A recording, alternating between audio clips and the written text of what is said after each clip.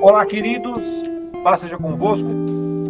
Hoje a gente vai ter uma aula muito legal, é a nossa quarta aula da Escola Bíblica Online, a nossa Escola Bíblica Regional, que está funcionando dessa maneira online e hoje com uma aula gravada.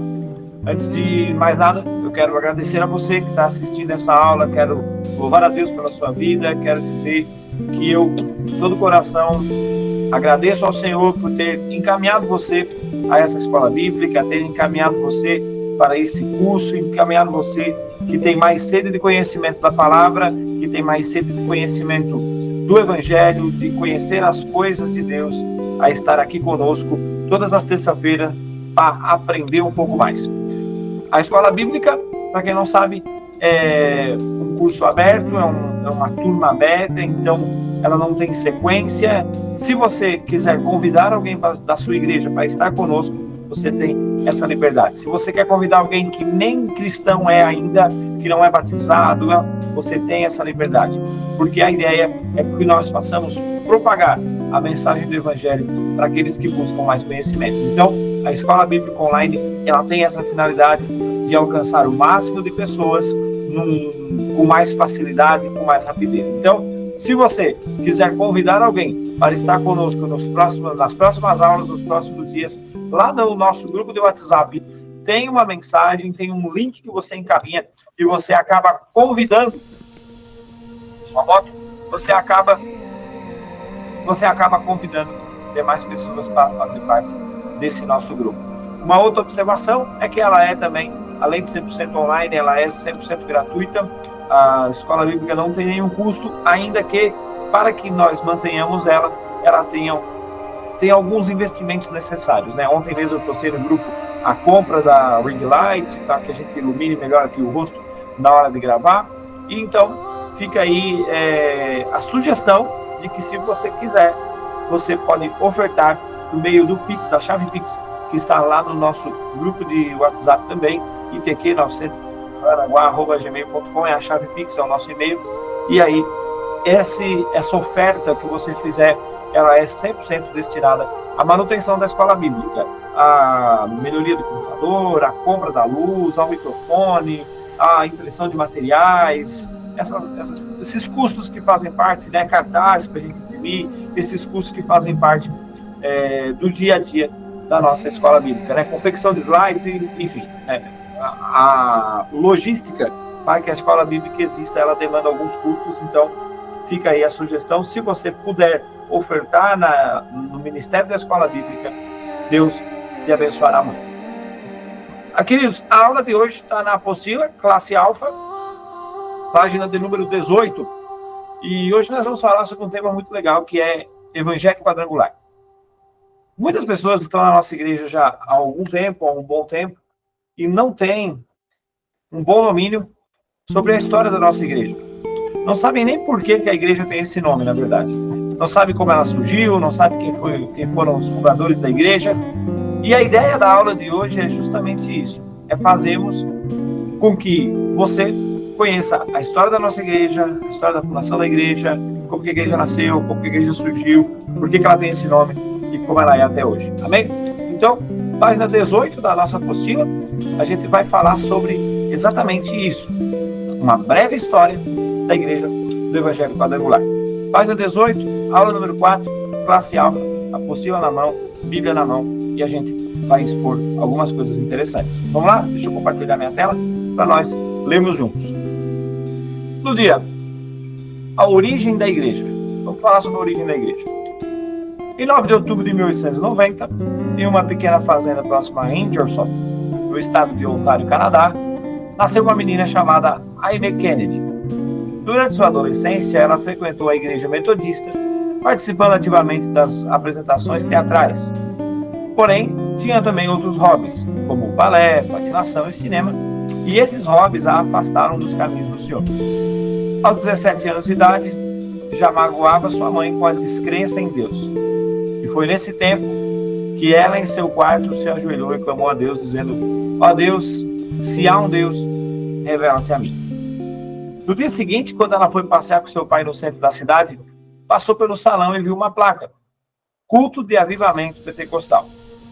Logo chamou a atenção, né? E no dia seguinte, ela reconheceu os seus pecados naquele momento, enquanto o pastor Robert sempre pregava no livro de Atos, capítulo 2, versículo 38. Quando ela reconheceu os seus pecados, logo depois ela já estava envolvida no evangelismo. E depois de algum tempo, sofreu um grave acidente e teve uma fratura no pé. Os seus pais levaram ela numa conferência, onde o Durham fez uma oração e milagrosamente o pé dela que estava quebrado foi curado. Logo depois, um pouco depois desse tempo, ela casou com o evangelista Robert Semper, aquele que pregou em Atos 2:38, e ela acabou se convertendo nesse mesmo dia. Quando ela se casa, um pouquinho depois desse tempo, eles foram para a China, para fazer missões na China. E na China, o casal acaba pegando malária, e o pastor Robert sempre acaba morrendo. Ela volta viúva da China, com apenas uma filha recém-nascida, com o nome de Roberto, e leva esse nome, né, por homenagem ao pai. Depois de algum tempo, ela acaba voltando para os Estados Unidos, e depois desse tempo ela acaba casando de novo. Ela casa com Harold McPherson em fevereiro de 1912, e tiveram também outro filho, que foi Rolf Kennedy. E com isso, a Aimee acabou se dedicando mais às coisas do lar e à própria família, e acaba deixando de fazer a vontade de Deus. Com isso, ela entrou numa grave depressão, passando por várias cirurgias, chegando à beira da morte, e quando ela estava no leito do hospital, entre a vida e morte, ela escutou uma voz que dizia: então agora tu vai? Agora é a tua vez? Agora chegou a tua hora? E nesse instante ela disse: sim, eu irei.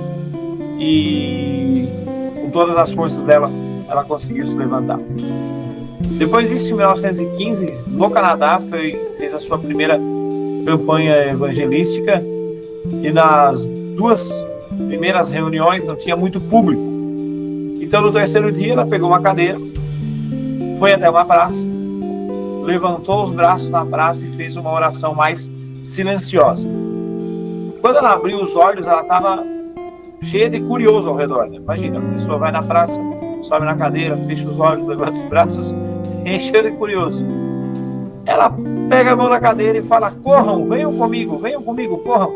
E aí todos esses curiosos que estavam cercando ela seguiu até a entrada do salão, e ela pediu o porteiro fechar a porta e não deixar ninguém mais sair. Nas primeiras reuniões, o salão, que era pequeno, já não dava mais conta de tanta gente que vinha assistir os sermões que a Aimee pregava. Como não cabia mais pessoas nesse salão, ela acabou comprando uma lona e começou os cultos num gramado debaixo da lona, né? E aí começaram as primeiras viagens missionárias, com as tendas que são levantadas, que fazem parte da cultura, que fazem parte da história da Igreja do Evangelho Quadrangular. Até mesmo no Brasil, a Igreja do Evangelho Quadrangular, ela começou por meio de tendas que foram espalhadas, né, no Brasil inteiro. Inclusive, o hino da igreja tem um verso do hino que fala: vamos templos levantar por todo o Brasil, mas dizem que antigamente essa letra era vamos tendas levantar por todo o Brasil, porque era costume de que a igreja começava na tenda, né? A igreja se iniciava por aí. Depois que ela começou as viagens missionárias, a Aimee, lá em 1912, ela viajava com um carro que tinha uma mensagem: carro do Evangelho, Jesus vai voltar, prepare-se. E ela fazia essas viagens acompanhada pela mãe, pelos filhos e pela secretária, e todas essas viagens eram feitas fazendo curas e milagres. Então, entre 1918 e 1923, a Aimee atravessou toda a extensão dos Estados Unidos por 8 vezes. E nessas travessias ela realizou 38 campanhas evangelísticas dos maiores auditórios do país, com capacidade entre 3 até 16 pessoas sentadas. Nessas suas cruzadas, muitos acabaram aceitando Jesus, muitos eram curados, e sempre no final ela procurava o batismo com o Espírito Santo, onde muitos recebiam e acabavam maravilhados. Essa é uma breve história de como começou o ministério da Aimee McPherson. A Aimee foi a fundadora da nossa igreja. E a igreja foi fundada em 1922, e esse é uma breve história do testemunho pessoal dela. O que a gente vai ver agora é como que nasceu de verdade a nossa igreja. Então, ali por julho de 1922, aí na Califórnia, então a Aimee é canadense, mas ela percorreu o ministério todo dela nos Estados Unidos. Em 1922, na Califórnia, nasce no coração da Aimee a Igreja do Evangelho Quadrangular, quando num auditório de 8.000 pessoas, cheios do Espírito Santo, ela trouxe a palavra de Ezequiel, capítulo 1, do 1 ao 28. E nessa palavra, Deus deu para ela o Evangelho Quadrangular, mostrou o Evangelho Quadrangular. E a Aimee vislumbrou que ela chamou de a radiante visão celestial. A sua alma e o seu coração vibraram com o que Deus estava fazendo naquele lugar de adoração, e essas são as palavras que a Aimee descreveu naquele dia. Nas nuvens do céu, que se enrolavam e desenrolavam em flamejante glória, Ezequiel contemplara o ser, cuja glória nenhum mortal pôde descrever. Enquanto olhava para aquela revelação maravilhosa do Onipotente, percebeu 4 rostos: os rostos de homem, o rosto de leão, de boi e de águia. Esses 4 rostos foram comparados por nós às 4 fases do Evangelho de Cristo. A tenda inteira foi envolvida, estremecendo. Era como se cada alma entrasse em harmonia com a música celestial. Fiquei ali quieta e atenta, agarrando o púlpito, tremendo de espanto e alegria. Depois exclamei e disse: olhe, olhe, é o Evangelho Quadrangular. No mesmo ano em que recebeu essa mensagem do Evangelho Quadrangular, com $5.000, $5.000 hoje está valendo um bom dinheiro, né? Ela adquiriu um terreno em Los Angeles, né? Um terreno na cidade de Los Angeles, no qual construiu a sede internacional da Igreja do Evangelho Quadrangular, e esse templo foi chamado de Angelus Temple, o Templo dos Anjos, e foi consagrado no dia 1º de janeiro de 1923. Angelus Temple. Eu estou anotando aqui o nome, porque depois eu vou mostrar para vocês a foto do Angelus Temple, e depois eu mostro para vocês algum vídeo da Aimee e da igreja lá no início. Vou mandar no grupo, tá bom? O templo foi fundado e consagrado em 1º de janeiro de 23, então perceba, se nós tivemos a fundação da igreja em julho de 22, ela comprou um terreno e consagrou o templo em janeiro de 23. Então foi tudo muito rápido, né? Mesmo com alguns problemas de saúde durante a sua vida, a Aimee permaneceu incessantemente pregando o evangelho e ganhando almas. Mesmo fazendo tudo o que fez, ela dizia que se fosse um homem, ela teria feito muito mais. Pois nesse tempo, né, as mulheres ainda eram rejeitadas. Sua última mensagem foi nesse mesmo salão, após 22 anos, já com a saúde debilitada, em 26 de setembro de 1944. Então, esse foi o dia que ela faleceu, né? Acabando a pregação, muitas conversões e curas aconteceram ainda nesse dia. Ela foi para o hotel que estava hospedada e dormiu, e não acordou mais. No dia seguinte, seu filho a encontrou morta no quarto de hotel. Mas os seus sinais seguiram seus sucessores, que até hoje cumprem o ID do Senhor nas igrejas por todo o mundo, em mais de 140 países. A Aimee tinha uma frase interessante, que ela dizia: o sol não se porá, o sol jamais irá se pôr sobre a bandeira quadrangular. Isso significa que o que ela quis dizer com essa frase é que em qualquer lugar do mundo haverá uma igreja quadrangular, e enquanto o sol está se pondo em algum lugar, ele está nascendo em outro. Ou seja, sempre há dia onde tem uma bandeira. Nunca passa por noite a bandeira, né? O sol nunca se porá. Enquanto é noite em um lugar, é dia em outro, e assim por diante. Então, essa é uma das frases que marcou o ministério da Aimee. A igreja tem lema, bandeira e brasão. O lema, talvez você viu aí na sua igreja, está escrito aí no altar, está escrito na frente da igreja, tem alguma placa da igreja, tem algum cartaz. E o tema que nós levamos na igreja, né, que resume a nossa fé se encontra em Hebreus 13:8. Jesus Cristo é o mesmo ontem, hoje e eternamente. Provavelmente, esse versículo está colocado em algum lugar aí da sua igreja, está em algum lugar aí da sua redondeza, para que você possa ver, para que você entenda, né? Talvez você até viu esse versículo aí na igreja e não sabia por que ele estava lá, né? Pois é, ele é o lema da igreja. Outra coisa que a igreja tem é bandeira, e essa bandeira você provavelmente também já viu aí na sua igreja exposta e quer entender o porquê. A bandeira ela é inspirada no peitoral do sacerdote de Israel, em Êxodo 28, do 2 ao 28, né? Foi projetada por Aimee Semple McPherson com o auxílio do desenhista nas referidas cores de nossas doutrinas. Se nós observarmos o peitoral do sacerdote, ele tem essas cores. Ó, você lê lá em Êxodo 28:1, você vai ver as cores do sacerdote, no peitoral do sacerdote, que são as cores da bandeira quadrangular. E cada cor significa uma das doutrinas. A gente vai falar sobre as doutrinas da igreja, as 4 doutrinas cardinais que nós acreditamos no Evangelho quadrangular. Então, Jesus salva, batiza no Espírito Santo, Jesus cura e Jesus voltará. Cada uma dessas cores representa uma doutrina cardinal. Essas doutrinas, cada uma representa um evangelho, cada uma representa um rosto aqui no brasão da igreja. Ou seja, nas nossas próximas aulas nós vamos entender o princípio de cada uma dessas doutrinas e por que nós acreditamos nela.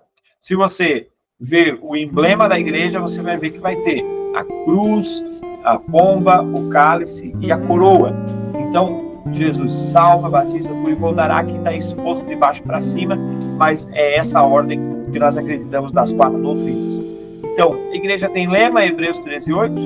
A igreja tem bandeira, que é essa bandeira aqui, que você pode ver lá na sua igreja.